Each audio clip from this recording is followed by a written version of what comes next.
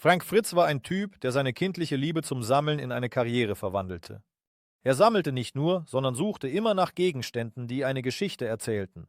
Fritz wurde in Davenport geboren und zeigte schon in jungen Jahren Interesse am Sammeln. Steine, Briefmarken, Münzen, sogar Rasiermesser und Bierdosen.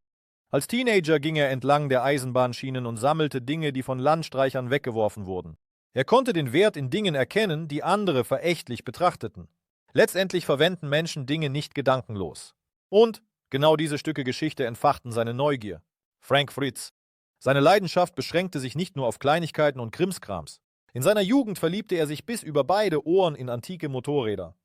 Sein erster Erwerb war ein Harley-Davidson aus dem Jahr 64. Es folgten klassische Motorräder aus den 70er und 50er Jahren. Als Frank Fritz ins Erwachsenenleben eintrat, hatte er bereits eine Reihe kostspieliger Funde, die im Wert gestiegen waren. Entgegen aller Erwartungen begann er nicht mit dem Antiquitätengeschäft. Stattdessen ging er zur Feuerwehr. Viele können sich schwer vorstellen, dass er als Feuerwehrmann in ein brennendes Gebäude geht. Tatsächlich bewertete er die Brandgefahr und setzte Brandschutzmaßnahmen um. In nur einem Jahr in diesem Job besuchte er etwa 1600 Orte und er arbeitete 25 Jahre lang als Feuerwehrinspektor. Aber selbst in dieser heldenhaften Arbeit erlosch Franks Liebe zum Sammeln nicht. Er begann Ausrüstung und andere Utensilien zu sammeln, die mit der Brandbekämpfung zu tun haben. Natürlich zeigte er besonderes Interesse an den Relikten der Vergangenheit dieses Berufs. Fritz hatte eine Erleuchtung, als er einen Gegenstand, den er für $15 gekauft hatte, für $475 verkaufte. Er erkannte, dass all diese Erinnerungsstücke ein Geschäft werden könnten. Deshalb eröffnete er 2002 seinen ersten Laden, Frank Fritz's Finds. Fritz strebte nicht danach, große Geschäfte abzuschließen. Er bevorzugte mehrere kleine, kombinierte verschiedene Gegenstände zu bündeln und mit der Zeit begann sein Enthusiasmus Früchte zu tragen. Frank wurde ein Experte auf seinem Gebiet und fand weiterhin wertvolle und historisch bedeutende Gegenstände an den unterschiedlichsten Orten. Fritz hörte damit nicht auf. Er brachte seine Liebe zu Antiquitäten ins Internet. Ja, er suchte und verkaufte antike Gegenstände online und erreichte damit ein völlig neues Publikum. So wurden Franks Schatzsuchen nicht mehr lokal, sondern global. Aber der wahre Wendepunkt für ihn war der Ruhm im Fernsehen. Die Show von Mike Wolf. Eine wichtige Rolle im Leben von Frank Fritz spielt Mike Wolf. Zusammen wurden sie zu den bekanntesten Antiquitätenjägern im Fernsehen. Dank ihrer gemeinsamen Anstrengungen zog die Show American Pickers Millionen von Zuschauern an. Sie reisten herzlich durch das Land auf der Suche nach Raritäten, lachten und handelten mit interessanten Menschen. Aber hinter den Kulissen war alles bei weitem nicht so reibungslos. Wolfe und Fritz lernten sich bereits in der Schulzeit kennen und waren anfangs keine Freunde. Letztendlich vereinte sie ihre Leidenschaft für das Sammeln. Sie enthüllten die Geschichte Stück für Stück. Aber Mike hatte den Traum, diese Leidenschaft in etwas Größeres zu verwandeln. Er stellte Videos ins Internet in der Hoffnung, dass Produzenten darauf aufmerksam werden. Als der History Channel auf ihn aufmerksam wurde, war ihm eine eigene Show sicher. Frank Fritz war nicht besonders daran interessiert, an der Show teilzunehmen, aber Mike Wolf überredete ihn. Die Zuschauer liebten sofort die Aufrichtigkeit von Fritz. Er wurde zum Herz der Show. Sein Charme und echtes Interesse bauten Brücken zwischen ihm und den Besitzern von Raritäten. Gleichzeitig war Wolfe das Gehirn. Er führte das Geschäft effizient und erledigte die harte Arbeit beim Abschließen von Deals. Allerdings musste ihre Co-Moderatorin, die für die Finanzen zuständige Danielle Colby, den Enthusiasmus der beiden zügeln. Die amerikanischen Sammler eroberten die Herzen der Fans mit ihrer Menschlichkeit. Laut Fritz waren die Treffen mit den Antiquitätenhändlern nicht im Drehbuch vorgesehen. Wolf und Fritz kommunizierten lebhaft und waren sie selbst, ohne falsches Drama. Es schien, als könnte nichts sie trennen. Doch Fritz und Wolfe hatten ihre eigenen Probleme. Sie arbeiteten gut zusammen, aber Unzufriedenheit blitzte manchmal in den Episoden auf. Zum Beispiel, einmal fuhr Fritz den LKW, während Wolfe am Telefon verhandelte. 31 Minuten über dasselbe Motorrad. Das letzte Mal, als ich den LKW in Ruhe gefahren bin, war. Oh, richtig, nie, sagte Frank. Er glaubte, dass Mike immer seine Zeit mit seinem Geschäft verschwendet. Fritz bemerkte, dass die Fans ihn mehr mochten, obwohl Wolfe der Hauptmoderator der Show war. Dennoch war er mit dem zweiten Platz zufrieden. Er sagte, ich habe meinen Platz gefunden, er ist der Erste und ich der Zweite in der Show. Ich habe kein Problem damit. Vielleicht hat er ein Problem. Die 21. Staffel entsprach ihrem Format gemeinsamer Reisen. Dann geschah etwas Schockierendes. Die Fans bemerkten das Fehlen von Fritz in den letzten 8 Episoden. Die 22. Staffel wurde ohne ihn ausgestrahlt. Die Fans blieben ohne Antworten. Es gab Gerüchte, dass Wolfe ihn aus der Show entfernen wollte, um ihn durch seinen Bruder Colby Wolfe zu ersetzen.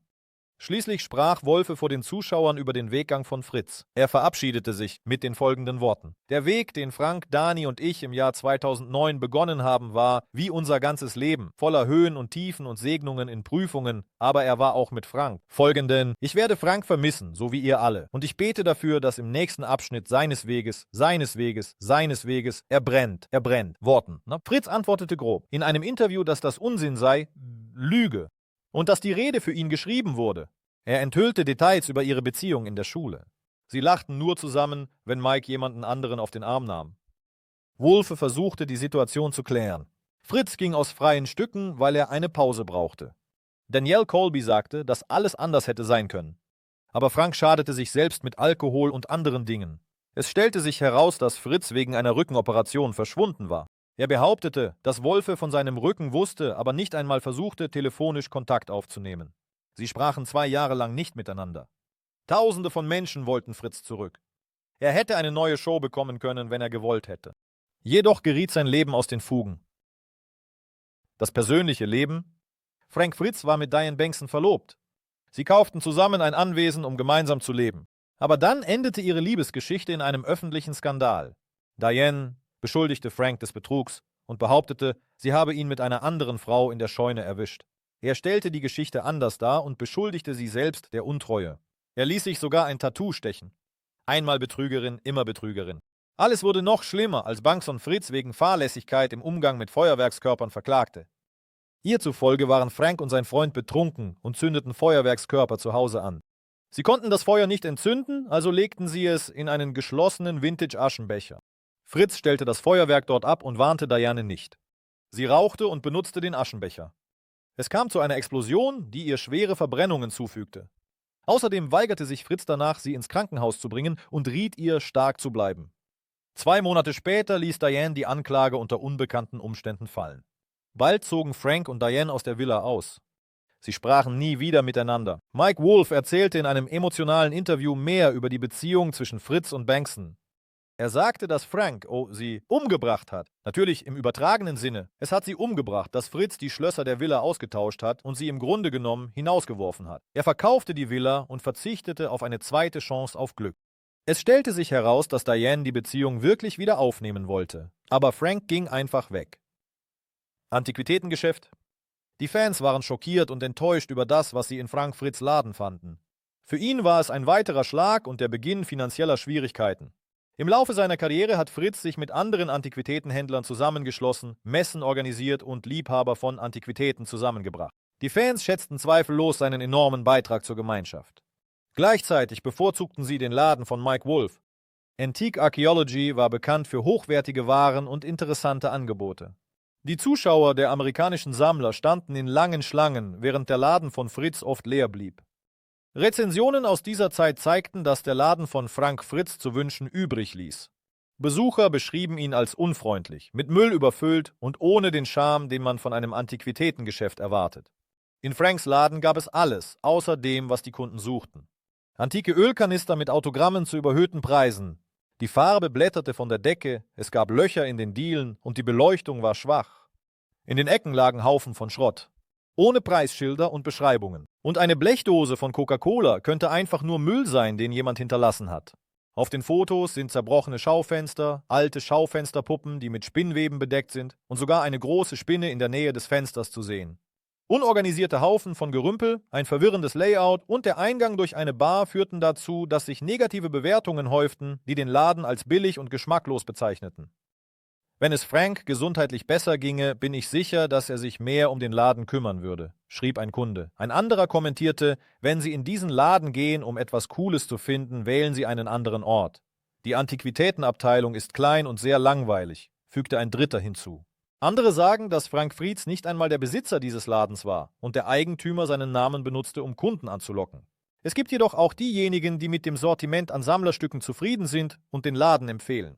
Von der Atmosphäre her wird er mit Kaufhäusern der 80er Jahre verglichen. Fritz gab nicht auf. Er begann, die Situation zu ändern, indem er Verkäufer einstellte, die nicht unhöflich waren und die Waren auswählen konnten, die die Kunden wirklich wollten. Er begann, mehr wertvolle Antiquitäten in die Regale zu stellen. Er fügte auch alte Merchandise-Artikel hinzu, darunter T-Shirts mit dem Slogan „Bringt Frank zurück" als Anspielung auf seine Entlassung. Behandlung und Tod. Frank Fritz wurde für seinen Humor und seine fröhliche Art bekannt. Aber seine wirklichen Schwierigkeiten waren alles andere als lustig. Fritz kämpfte mit Morbus Crohn, einer unvorhersehbaren Krankheit, für die es keine Heilung gibt. Er verlor 65 Pfund, fühlte sich ständig erschöpft und müde. Und das ist noch nicht alles. Fritz unterzog sich einer Operation, um 2 Stäbe in seiner Wirbelsäule zu ersetzen. Das war ein Wendepunkt in seinem Leben, denn genau dann musste er die Show verlassen.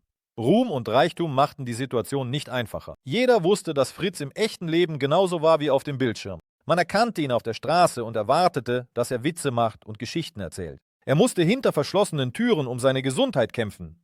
Fritz entwickelte Angstzustände aufgrund der ständigen Aufmerksamkeit, des Drucks der Öffentlichkeit und der emotionalen Belastungen. Fritz griff zu Medikamenten, darunter Xanax. Eines Tages nahm er das Medikament mit Alkohol ein und setzte sich ans Steuer. Er wurde verhaftet und verpflichtet, einen Medikamentenbehandlungskurs zu absolvieren. Alkohol war immer ein Teil des Lebens Fritz. Seine Mutter starb vor 5 Jahren an Alkoholismus. Sein Großvater kämpfte ebenfalls bis zum Tod mit der Sucht. Fritz erkannte, dass er Hilfe brauchte. Deshalb ging er für 77 Tage in ein Rehabilitationszentrum in Iowa. Es war nicht einfach, aber Frank nutzte diese Zeit, um sich selbst wieder aufzubauen und schrieb sogar einige Bücher über Selbstentwicklung. Früher hatte er bereits die Bücher Wie man ein Vintage-Motorrad auswählt und Leitfaden für amerikanische Sammler veröffentlicht. Mike Wolf sagte, dass er ihn gerne zurücknehmen würde. Frank Fritz war nicht bereit, in die Show zurückzukehren. Er vermisste die Straße und das Treffen mit neuen Menschen. Aber seine Genesung musste an erster Stelle stehen. Eine Zeit lang gelang es ihm, einen gesunden Lebensstil zu führen. Er sagte, dass ihm das Trinken nicht mehr gefalle. Dann ereignete sich in Frank Fritz' Leben eine herzzerreißende Wendung. 2 Jahre vor seinem Tod erlitt er einen Schlaganfall, der ihm viel nahm. Der Schlaganfall fesselte Frank Fritz an einen Rollstuhl. Die Hälfte seines Körpers war gelähmt. Er konnte nicht einmal seine Hand halten. Er war frustriert, weil er nicht in der Lage war, das, was er wollte, in Worte zu fassen. Nach einem Monat im Krankenhaus begann er mit der Rehabilitation. Aber er erholte sich nicht vollständig. Er benötigte ständige Pflege, da er sich nicht selbst versorgen konnte. In seinem Haus wurden Rampen installiert. Die medizinischen Rechnungen wurden astronomisch. Fritz wurde einige Wochen nach dem Schlaganfall unter Vormundschaft gestellt. Sein Vormund begann, seine Finanzen zu verwalten und die Bestände in seinem Laden aufzufüllen. Es wird gesagt, dass seinem Vater, William Fritz, diese Rolle angeboten wurde. Aber er lehnte ab. Als sich der Zustand von Frank Fritz verschlechterte, erkannte Mike Wolf etwas Wichtiges. Er sagte: Jetzt ist nicht die Zeit, Rechnungen zu begleichen. Jetzt ist die Zeit, für meinen Freund zu beten. Außerdem, laut einem anonymen Freund, war es Wolfe, der lange Zeit wollte, aber nicht in der Lage war, Fritz zu sehen. Das Wiedersehen war emotional. Beide waren in Tränen. Wolf sagte: Niemand kann dich ersetzen, Frank. Sie teilten Erinnerungen an ihren ersten Auftritt in einer Talkshow, darüber, wie nervös sie vor dem Auftritt waren, und deuteten sogar auf eine mögliche Wiedervereinigung in ihrer Reality-Show hin. Aber es sollte nicht sein. Im September 2024 verließ uns Frank Fritz. Er war 60 Jahre alt. Mike Wolf war bei ihm und hielt seine Hand in den letzten Minuten. Er war es, der über seinen Tod berichtete und anerkannte, dass sie sich trennen mussten, um zu verstehen, wie sehr sie einander schätzten. Ergebnisse? Stellen Sie sich geheime Vorräte an Raritäten vor, die in Scheunen und Lagerräumen versteckt sind. Diese Sammlung verändert die Vorstellung vom Erbe eines Einzelnen. Aber ihr beeindruckendster Teil blieb lange unbekannt. Als enge Freunde von Frank Fritz seine private Garage öffneten, waren sie verblüfft. Dort standen Reihen von Vintage-Motorrädern, einige in perfektem Zustand, andere kaputt oder repariert. Viele wurden als Investition zum Weiterverkauf gekauft. Aber immer mehr gingen in die private Sammlung. Neben 40 Motorrädern gab es auch 4 Autos. Frank Fritz organisierte seine Sammlungen gut. An verschiedenen Orten fanden sich ganze Räume voller antiker Uhren, seltener Lampen und Statuetten. Ein Gutachter warf einen Blick auf die Sammlung und schätzte sie zusammen mit dem Haus und dem Antiquitätengeschäft auf $6 Millionen. Aber es gibt einen Haken. Frank Fritz hat kein Testament hinterlassen. Im Jahr 2023 legte der Anwalt von Fritz ein Testament zur Verwahrung vor, das von einem Richter in Iowa genehmigt wurde.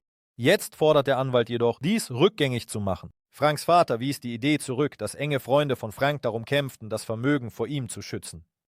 Alles, weil er nicht besonders am Leben seines Sohnes teilnahm. Jetzt behauptet William, dass das Testament gefälscht ist, dass Frank es nicht unterschrieben hat. Er glaubt, dass das Vermögen ihm zustehen sollte, weil niemand außer ihm mit ihm verwandt ist. Er ist überzeugt, dass sie einfach für ihn gearbeitet haben und davon profitieren wollen. Das für das Frühjahr geplante Denkmal wird wegen der Streitigkeiten um das Testament um 5 Monate verschoben. Motorradfahrer hatten eine Fahrt geplant, um die Asche von Fritz nach Savannah, Illinois zu bringen. Zu Ehren seiner Leidenschaften wollten sie bis zu seinem Antiquitätengeschäft fahren. Das Antiquitätengeschäft wird weiter betrieben. Der Laden wird jetzt von seinem Freund Jendro geführt. Einige geben ihm die Schuld, dass er den Ruf der Funde ruiniert hat. Frank Fritz. Jetzt versucht er herauszufinden, wie er den Laden verbessern kann. Zur Freude der Fans, es ist eine umfassende Renovierung geplant. Antike Fahrräder sind jetzt dort ausgestellt. Die Motorradsammlung wird bei einer Auktion verkauft und der Erlös wird für wohltätige Zwecke gespendet. Unter den wertvollsten Motorrädern war eine Indian 4 von 1948. Es wurde in einer verlassenen Scheune zwischen Nebraska und Colorado gefunden. Das Motorrad war nicht in bestem Zustand, bedeckt mit Rost und Abnutzungsspuren. Aber seinen Wert erhöhten die originalen Teile und die Farbgebung. Noch gefragter waren die Vintage-Motorräder von Harley-Davidson. Das wertvollste unter ihnen war ein Knucklehead von 1930. Diese Motorräder halfen der Marke, die große Depression zu überstehen. Ein noch älteres Motorrad war die ACE 4 von 1922. Mike Wolf und Frank Fritz entdeckten es im Haus eines verstorbenen Sammlers und kauften es von dessen Frau und Sohn für $45.000. Bei einer Auktion wurde es für $198.000 verkauft. Das letzte Erwerb von Fritz war ein Kawasaki-Motorrad. Ein Philips 66 Schild und eine Standuhr. Nach den meisten Standards war das nicht beeindruckend. Aber es wird für immer ein Teil der Geschichte bleiben. Frank Fritz.